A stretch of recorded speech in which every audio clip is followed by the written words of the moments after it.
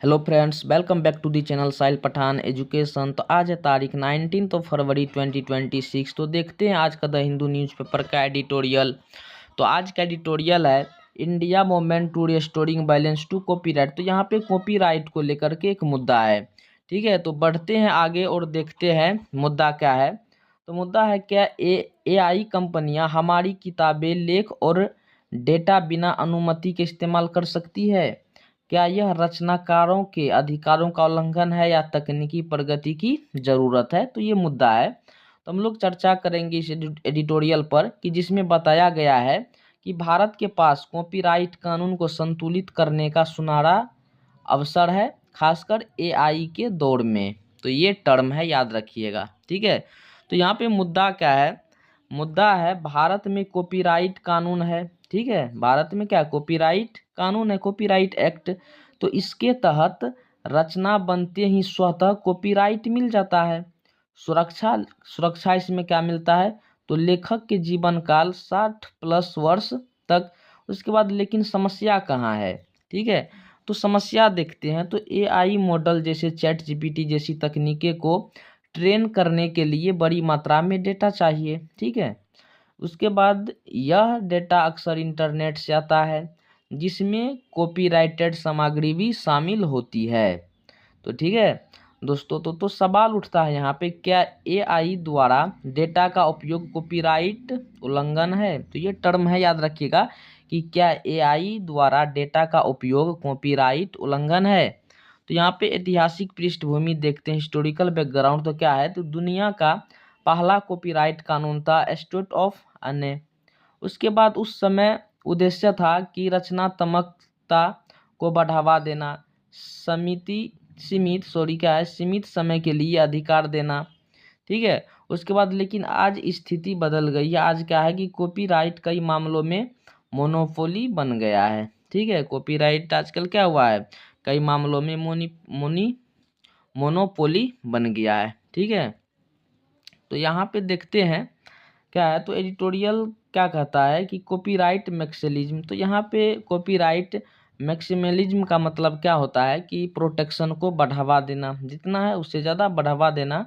तो अंतर्राष्ट्रीय तुलना करते हैं अगर हम लोग, तो यूरोप, जापान और सिंगापुर जैसे देशों ने AI के लिए text data mining TDM exception दिया है। ठीक है, लेकिन भारत में अभी ऐसा व्यापक प्रावधान नहीं है। ठीक है, तो इससे AI स्टार्टअप्स और रिसर्च को कानूनी अनिश्चितता का सामना करना पड़ सकता है। ठीक है, संतुलन क्यों जरूरी है? ठीक है, तो यहाँ पे ये जो चीज़ें हैं, तो यहाँ पे क्या देखा अभी हम लोग, तो यूरोप, जापान और सिंगापुर जैसे देशों ने AI के लिए TDM एक्सेप्शन दिया है, लेकिन भारत में भी ऐसा व्यापक प्रावधान नहीं है। तो इससे क्या हो सकता है, AI स्टार्टअप और रिसर्च को कानूनी अनिश्चितता का सामना करना पड़ सकता है। ठीक है दोस्तों, तो यहाँ पे संतुलन क्यों जरूरी है? ठीक है, तो संतुलन, तो एडिटोरियल एक महत्वपूर्ण उदाहरण देता है कि मार्राकेश ट्रेटी इस संधि ने दृष्टिबाधित लोगों को किताबें सुलभ कराने में मदद की, यानी कॉपीराइट में लचीलापन लाने से सामाजिक न्याय भी संभव है। ये एडिटोरियल उदाहरण देता है। ठीक है, तो वहाँ पे संवैधानिक दृष्टिकोण क्या है, तो देखते हैं हम लोग। तो यहाँ पे article 19 clause 1 sub clause A अभिव्यक्ति की स्वतंत्रता देता है। ठीक है, आर्टिकल 21 गरिमापूर्ण जीवन ज्ञान तक पहुँच शामिल है। उसके बाद यहाँ पे आर्टिकल 51 क्लॉज H क्या है, तो वैज्ञानिक सोच को बढ़ावा देने का बात करता है। ठीक है, यहाँ पे इसके लिए ये याद रखिएगा आप लोग, बहुत इम्पोर्टेंट आर्टिकल है। ठीक है, आर्टिकल आप लोग याद रखिएगा, प्रीलिम्स के लिए बहुत ज़रूरी है। तो यहाँ पे इसके लिए कानून का उद्देश्य क्या होनी चाहिए, तो यहाँ पे रचनाकारों की सुरक्षा बोला गया। उसके बाद लेकिन नवाचार को बाधित किए बिना, अब यहाँ पे इनोवेशन को बाधित किए बिना रचनाकारों की सुरक्षा किया जाना चाहिए। ठीक है, अब यहाँ पे UPSC की पर्सपेक्टिव से देखें तो क्या GS पेपर 2 से IPR एंड गवर्नेंस से रिलेटेड, GS पेपर 3 से AI इनोवेशन एंड टेक्नोलॉजी से रिलेटेड। ऐसे के लिए देखें तो इनोवेशन प्लस रेगुलेशन। ठीक है, लॉ की बात हो रही है। उसके बाद इनोवेशन को बाधित किए बिना क्या बोला गया है कि प्रोटेक्ट मिलनी चाहिए। ठीक है, अब यहाँ पे पॉसिबल मेंस कंक्लूजन लाइन, तो ये पॉसिबल है मेंस के लिए, ठीक है। कि कॉपीराइट कानून का उद्देश्य रचनात्मक की रक्षा करना है, नवाचार को रोकना नहीं। ये बहुत इंपॉर्टेंट लाइन है, याद रखिएगा कि कॉपीराइट कानून का उद्देश्य रचनात्मक की रक्षा करना है, नवाचार को रोकना नहीं, ठीक है। डीप लाइन है ये, याद रखिएगा आप लोग, बहुत हेल्पफुल है।